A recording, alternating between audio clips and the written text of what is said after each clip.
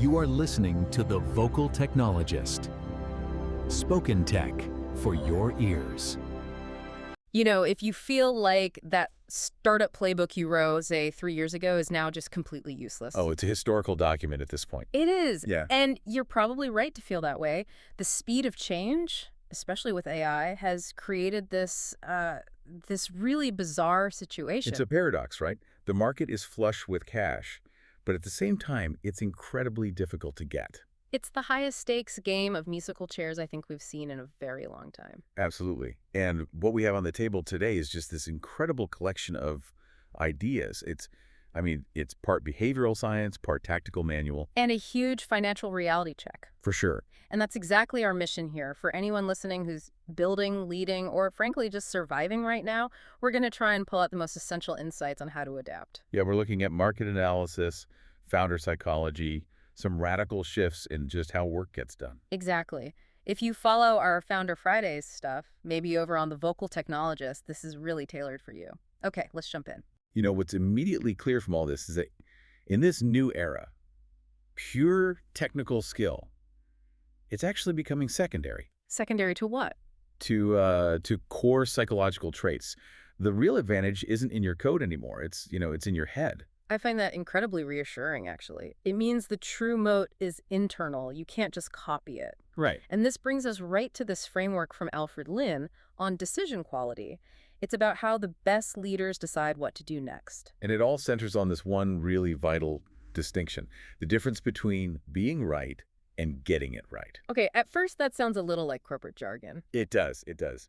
But there's real weight there, isn't there? Explain why that subtle shift matters so much. Because being right is almost always about ego.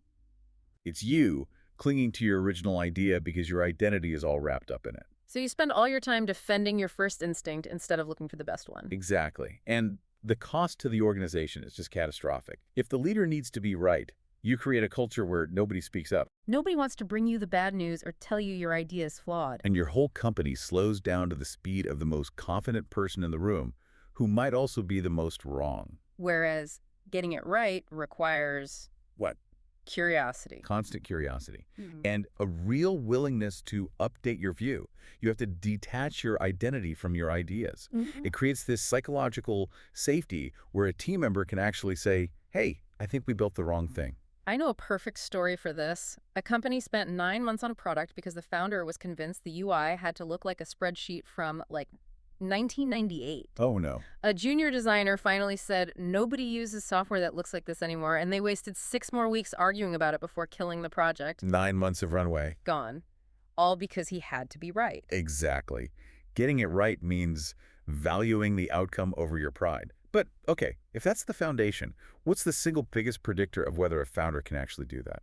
Well, according to this review from Jason Friedman, who looked at, something like 8,000 YC applications, it wasn't genius. It wasn't technical skill. It was determination.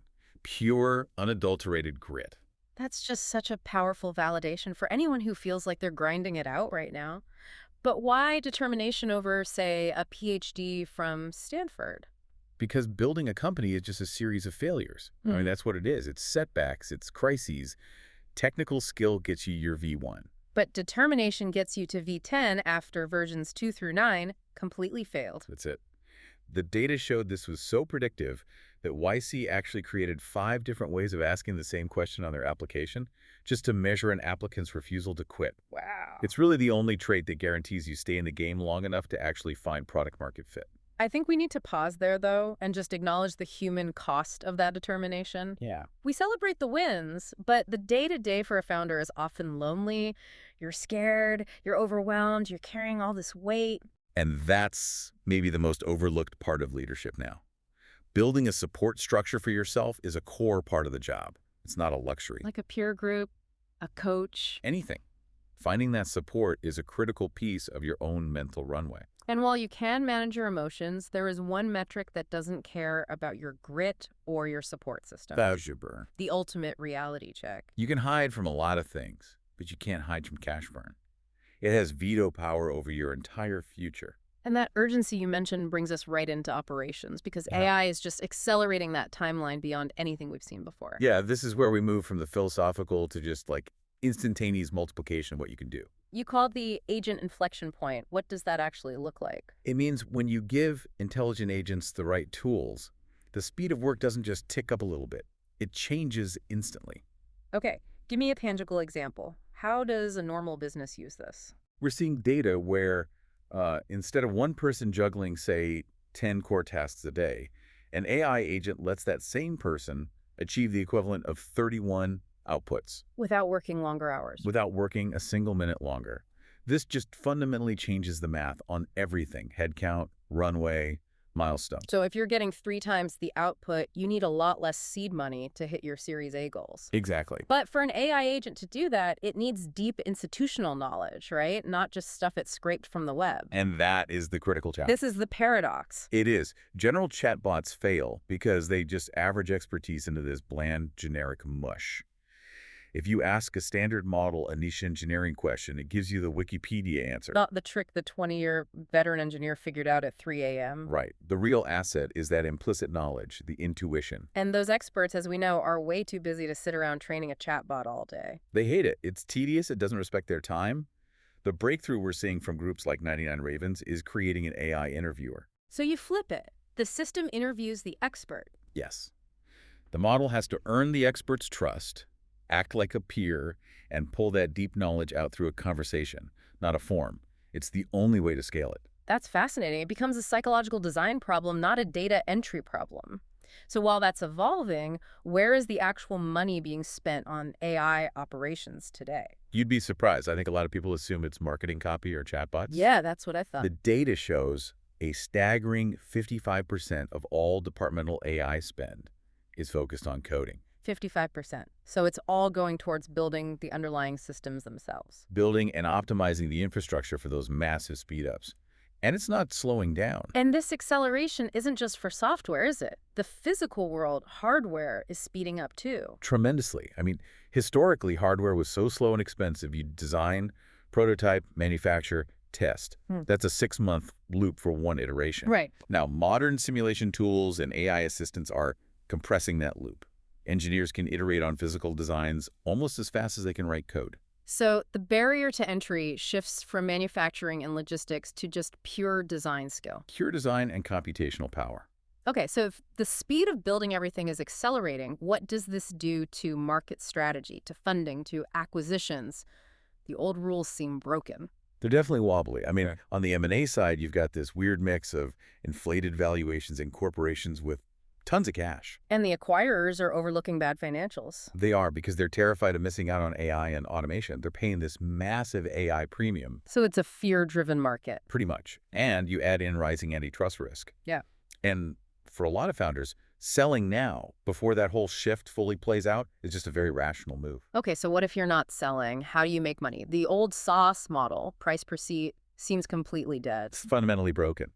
Why would a client pay for 10 seats if one person with an AI agent can do the work of 10? They won't. So you're just leaving all that value on the table. All of it. Companies have to be experimenting with new models right now. And the clear alternative is what? Outcomes-based pricing. You stop charging for usage and you start charging for the value delivered. So instead of charging for a sales tool, you charge for every qualified lead it generates. Precisamente. You align your profit directly with the AI's performance. It's all about the value, not the headcount. That makes so much sense. But it also puts all the risk on the founder to deliver. If you're confident in your AI, it's a risk you should be willing to take. So while you're executing, how do you make sure you're even building the right thing? What's the trap that founders always fall into? The trap is asking people if they like your idea. Ah, the polite yes. The polite yes. They'll almost always say yes to be nice or to make you go away. And founders waste months building on that messy yes. So what's the real acid test? You have to find out if they've already tried to solve the problem themselves. The crappy internal system? Yes. The homemade spreadsheet, the clunky database, the mess of Python scripts, that proves it's a hair-on-fire problem for them. If they haven't tried to build a bad solution, it's not important enough. Pivot. And that same clarity has to exist inside the company, too. That messy yes problem happens internally all the time. Constantly. It's what we call strategic ambiguity. Everyone nods along to avoid conflict, and suddenly you're chasing 3 different priorities at once. So how do you fight that? How do you force that friction? You stack rank your priorities, and no ties allowed. Someone has to pick number 1, 2, and 3, and then you enforce single-threaded ownership. STO. One person, one objective. One person who is accountable, who loses sleep if that metric fails. It makes performance visible and gets rid of that ambiguous shared responsibility. Okay, let's zoom out one last time to the seed funding landscape because the numbers here feel contradictory. They really do. The latest Carter report shows this perfectly. Seed funding volume is back near peak levels, Which sounds great. but it's much, much harder to get. Investors are piling more cash into fewer rounds. It's a winner-take-all game. And the geographic bias. It's worse than ever. The capital is basically ignoring anyone outside of SF in New York. So if you're a founder in Austin or Nashville, what's your counter move? You have to double down on cash efficiency. You can't compete on a high valuation, so you have to compete on immediate profitable revenue. You have to prove you can get to your Series A goals with less money. And that ties back to the smaller team sizes we mentioned, right? It does. The average seed startup is down from 10 people to 6, which is a direct result of AI velocity. But VCs are still funding co-founders at double the rate of solo founders. They are, even though the data shows a quarter of those partnerships just blow up by year 4. So it's a known risk. A huge risk. But VCs follow the pattern. It just reveals this core tension in the industry. It often lacks real conviction. It prefers to follow the herd. And in this market, following the herd is the exact opposite of what you need to do. Wow. Okay, this has been a complete tour of the modern battlefield. We've hit the speed of AI, the new financial models, and the absolute primacy of founder determination. It's a moment of immense, and I think kind of frightening, opportunity. The strategic takeaway has to be about what you're building and who you're building it for. Because it's not just humans anymore. No. We are in the post-software era. You either have to build the foundational systems that AI models need to get better, or you have to pursue entirely new kinds of work that are only possible now. Specializing for its own sake is dying. So we'll leave everyone with this final thought to chew on. If the future is AI native infrastructure, where agents are executing tasks dynamically, what is the value left in building products designed just for a human interface? Your future customer might not be a person clicking a button. It might be an AI negotiating with another AI. So what does that shift, that move towards machine legibility, mean for your product roadmap right now?